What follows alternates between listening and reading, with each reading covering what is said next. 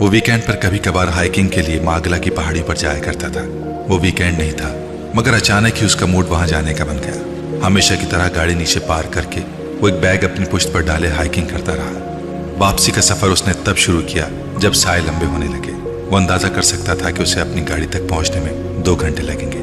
वापसी के सफर को कुछ तेजी से तय करने के लिए वो सड़क पर आ गया जहां से आमतौर पर लोग गुजरते थे।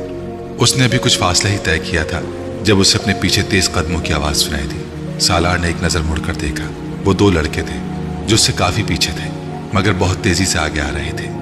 सालार ने गर्दन वापस मोड़ ली और उसी तरह अपना नीचे का सफर जारी रखा।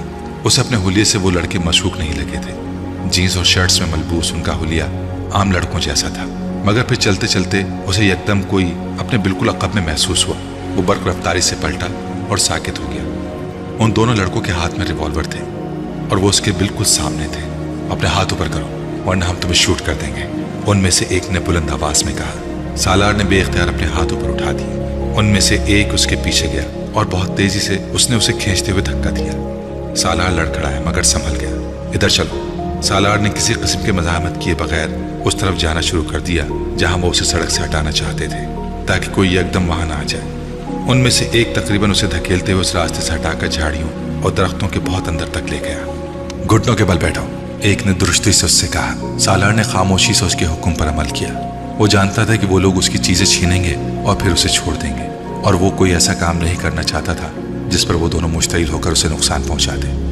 उनमें से एक उसके पीछे गया और उसकी पुश्त पर लटका हुआ छोटा सा बैग उतार लिया। उस बैग में कैमरा, चंद film roll, battery, telescope, first aid kit, wallet, पानी की बोतल और चंद खाने की चीजें थी।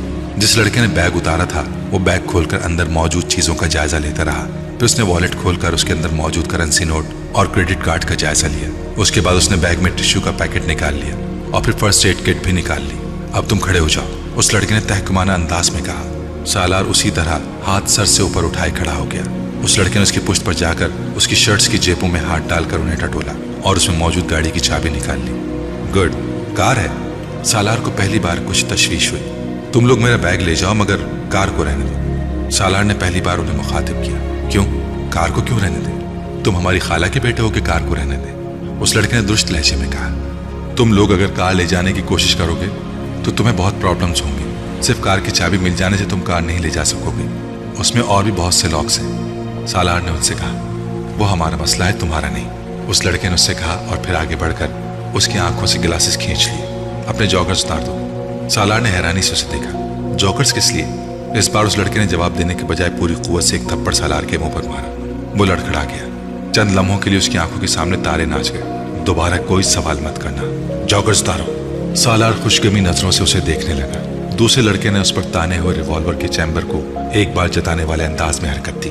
फिर लड़के ने एक और थप्पड़ इस बार सालार के दूसरे गाल पर मारा। अब देखो इस तरह, जॉगर्स उतारो, उसने सख्ती से कहा।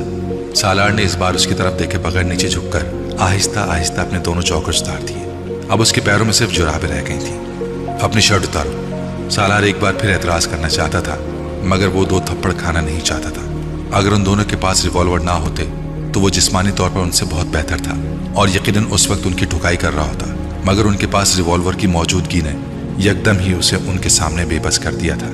उसने अपनी शर्ट उतार कर उस लड़के की तरफ बढ़ाई। नीचे फेंको, उस लड़के ने तहकुमाना अंदाज में कहा। सालार ने शर्ट नीचे फेंक दी। उस लड़के ने अपने बाएं हाथ को जेब में डालकर कोई चीज निकाली। वो प्लास्टिक की बारीक डोरी का एक गुच्छा था। उसे देखते ही सालार की समझ में आ गया कि वो क्या करना चाहते हैं। वो बेइख्तियार परेशान हुआ। शाम हो रही थी। कुछ ही देर में वहां अंधेरा छा जाता और वहां से रिहाई किस तरह हासिल करता। देखो मुझे मत बांधो, मैं किसी को कुछ नहीं बताऊंगा। तुम मेरा बैग, मेरी कार ले जाओ, इस बार उसने मुदाफियाना अंदाज में कहा। उस लड़के ने कुछ कहे बगैर पूरी कुव्वत से उसके पेट में घूंसा मारा। सालार दर्द से दोहरा हो गया। उसके मुंह से चीख निकली थी। कोई मशवरा नहीं, उस लड़के ने जैसे उसे याद करवाया और जोर से एक तरफ धकेला। दर्द से बिलबिलाते हुए सालार ने अंधों की तरह उसकी पैरवी की। एक दरख्त के तने के साथ बिठाकर उस लड़के ने बड़ी महारत के साथ उसके दोनों बाजुओं को पतले से तने के पीछे ले जाकर उसकी कलाइयों पर डोरी लपेटना शुरू कर दी।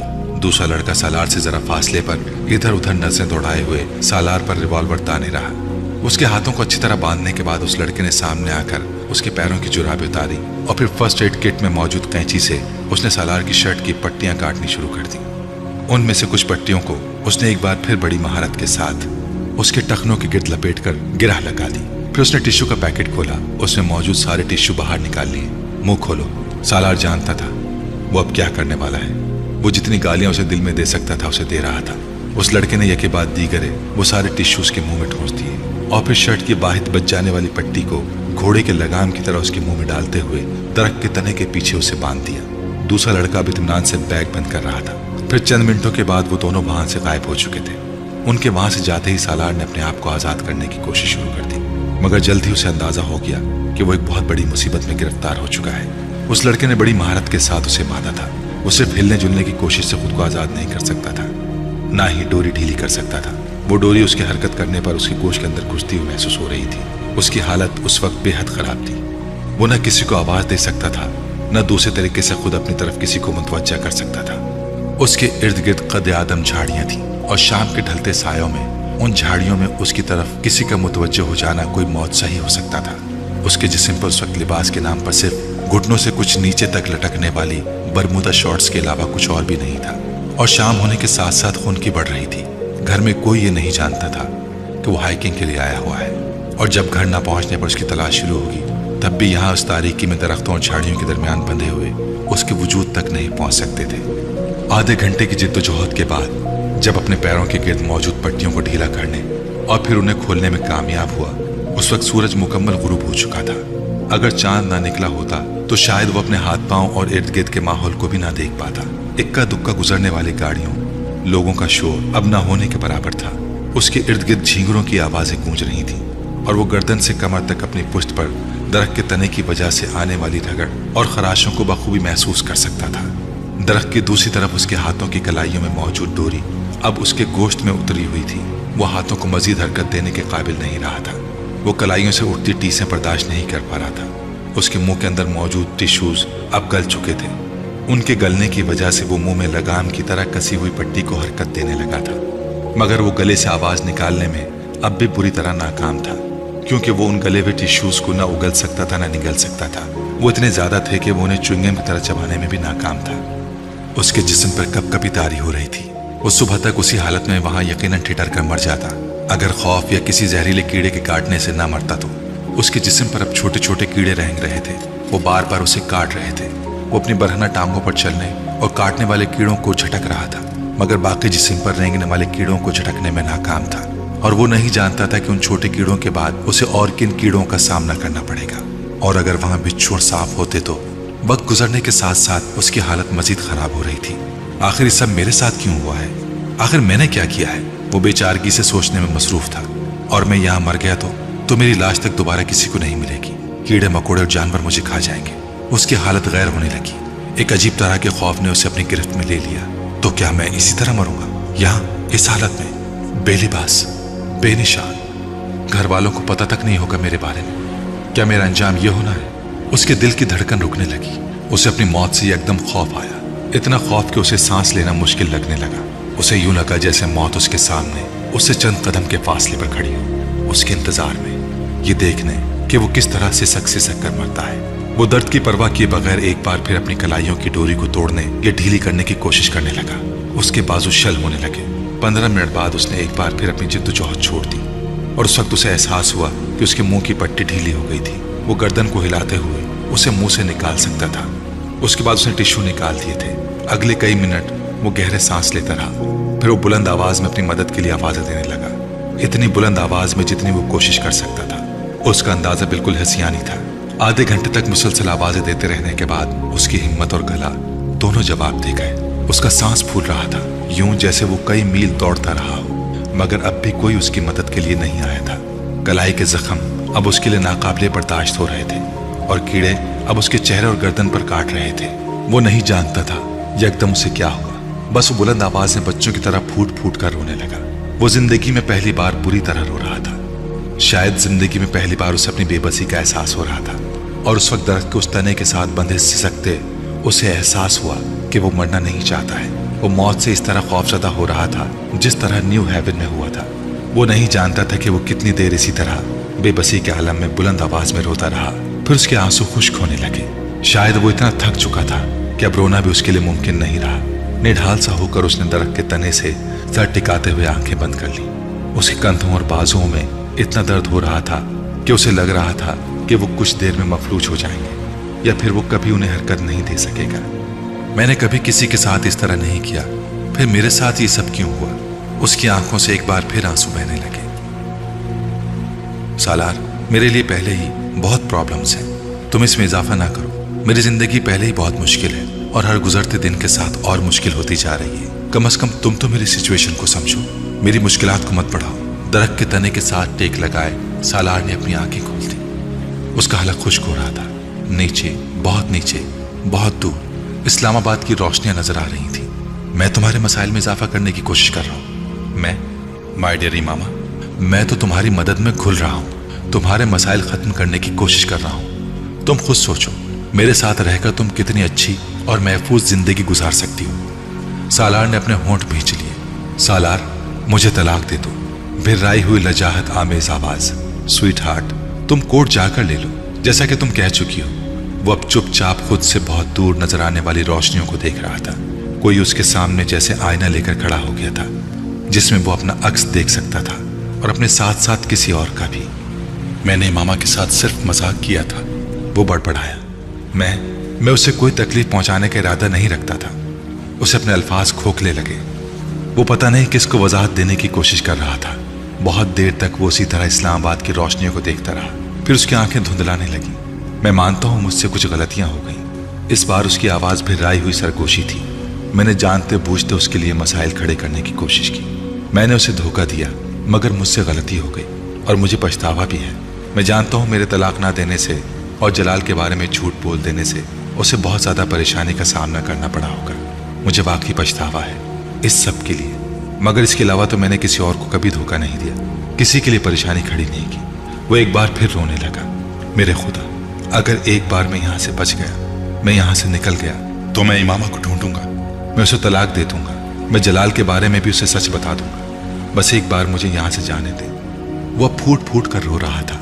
पहली बार उसे एहसास हो रहा था कि इमामा ने उसके तलाक देने से इनकार पर क्या महसूस किया होगा। शायद उसी तरह उसने भी अपने हाथ बंधे हुए महसूस किए होंगे जिस तरह वो कर रहा था। वहां बैठे हुए पहली बार वो इमामा की बेबसी, खौफ और तकलीफ को महसूस कर सकता था। उसने जलालुन नसर की शादी के बारे में उससे झूठ बोला था और उसके झूठ पर इमामा के चेहरे का तासुर उसे अब भी याद था। उस वक्त वो उसके तासुर से बेहद महसूस हुआ था। वो इस्लामाबाद से लाहौर तक तकरीबन पूरी रात रोती रही थी और वो बेहद मसरूर था। वो उस वक्त उसकी जहनी और जज्बाती कैफियत का अंदाजा कर सकता था। उस अंधेरी रात में उस गाड़ी में सफर करते हुए उसे अपने आगे और पीछे कुछ भी नजर नहीं आ रहा होगा। वाहिद पनाहगाह जिसका वो सोच कर निकली थी वो जलालुन नसर का घर था और सिकंदर सालार ने उसे वहां जाने नहीं दिया था। वो रात के उस पहर वहां आसाब में उतरने वाली तारीकी में बैठकर उन अंदेशों और खौफ का अंदाजा कर सकता था जो उस रात इमामा को रुला रहे थे। मुझे अफसोस है, मुझे वाकई अफसोस है, लेकिन मैं क्या कर सकता हूँ। अगर वो मुझे दोबारा मिली तो मैं उससे एक्सक्यूज कर लूंगा। मैं जिस हद तक मुमकिन हुआ उसकी मदद करूंगा, मगर इस वक्त तो मैं कुछ भी नहीं कर सकता। अगर मैंने कभी कोई नेकी की है तो उसके बदले रिहाई दिला दे। ओ गॉड, प्लीज प्लीज प्लीज। उसने बहते हुए आंसुओं के साथ अपनी नेकियां गिनने की कोशिश की जिन्हें गिनवा सके। उस वक्त पहली बार उस पर यह हौलनाक इंकिशाफ हुआ कि उसने जिंदगी में अब तक कोई नेकी नहीं की थी, कोई नेकी जिसे वो उस वक्त अल्लाह के सामने पेश करके उसके बदले में रिहाई मांगता। एक और खौफ ने फिर उसे अपनी गिरफ्त में ले लिया था। उसने जिंदगी में कभी खैरात नहीं की थी, वो उस पर यकीन नहीं रखता था। वो होटल्स और रेस्टोरेंट्स में टिप खुश दिली से दिया करता था, मगर कभी किसी फकीर के हाथ फैलाने पर उसने उसे कुछ नहीं दिया था। स्कूल कॉलेज में मुख्तलिफ कामों के लिए जब फंड जमा होते तब भी वो टिकट्स खरीदने या बेचने से साफ इनकार कर देता। मैं चैरिटी पर यकीन नहीं रखता। उसकी जबान पर रूखे अंदाज में सिर्फ एक ही जुमला होता, मेरे पास इतनी फालतू रकम नहीं है कि मैं हर जगह लुटाता फिरूं। उसका ये रवैया न्यू हेवन में भी जारी रहा था। ये सब सिर्फ चैरिटी तक ही महदूद नहीं था। वो चैरिटी के अलावा भी किसी की मदद करने पर यकीन नहीं रखता था। उसे कोई ऐसा लम्हा याद नहीं आया जब उसने किसी की मदद की हो। सिर्फ इमामा की मदद की थी और उस मदद के बाद उसने जो कुछ किया था उसके बाद वो उसे नेकी नहीं समझ सकता था। वो इबादत करने का भी आदी नहीं था। शायद बचपन से उसने चंद बार सिकंदर के साथ ईद की नमाज पढ़ी हो, मगर वो भी इबादत के नज़दीक एक रस्म थी। उसे न्यू हेवन में वो रात याद आई जब वो इशा की नमाज अधूरी छोड़कर भाग आया था। और उसके साथ उसे उस हॉकर को दिए हुए $50 भी याद आए। शायद वो वाहिद मौका था जब उसे किसी पर तरस आया था। वो मुस्तकिल अपने जहन को अपनी किसी नेकी की तलाश में खंगालता रहा, मगर नाकाम रहा। और फिर उसे अपने गुनाह याद आने लगे। क्या था जो वो नहीं कर चुका था? उसके आंसू, गिड़गिड़ाना, रोना, सब कुछ यकदम खत्म हो गया। हिसाब किताब बिल्कुल साफ था। वो अगर आज इस हालत में मर जाता तो उसके साथ कोई ज्यादती ना होती। 22 साल की उम्र में वहां बैठे कई घंटे सर्व करने पर भी जिस शख्स को अपनी कोई नेकी याद ना आए, जबकि उस शख्स का IQ लेवल 150 हो और उसकी मेमोरी फोटोग्राफिक, वो शख्स अल्लाह से ये चाहता हो कि उसे उसकी नेकी के बदले उस आजमाइश से रिहा कर दिया जाए जिसमें वो फंस गया है। What is next to ecstasy? उसने टीन एज में कोकीन पीते हुए एक बार अपने दोस्त से पूछा था।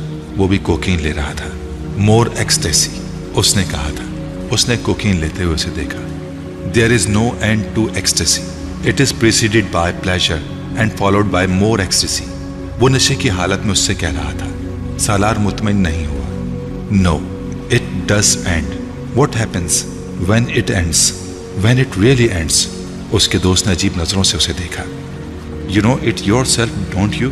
You have been through it off and on. सालार जवाब देने के बजाय दोबारा कोकीन लेने लगा था। उसकी कलाइयों के गोश्त में उतरी डोरी उसे अब जवाब दे रही थी। पेन, दर्द। What is next to pain? उसने मज़े का खेज लहजे में उस रात इमामा हाशिम से पूछा था। Nothingness. रस्सी नुमा कोई चीज लहराते हुए उसके जिस्म पर गिरी थी।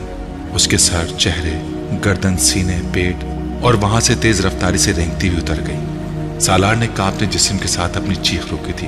वो कोई सांप था जो उसे काटे बगैर चला गया था। उसका जिस्म पसीने में नहा गया था। उसका जिस्म अब जाड़े के मरीज की तरह थर थर कांप रहा था। नथिंगनेस। आवाज बिल्कुल साफ थी।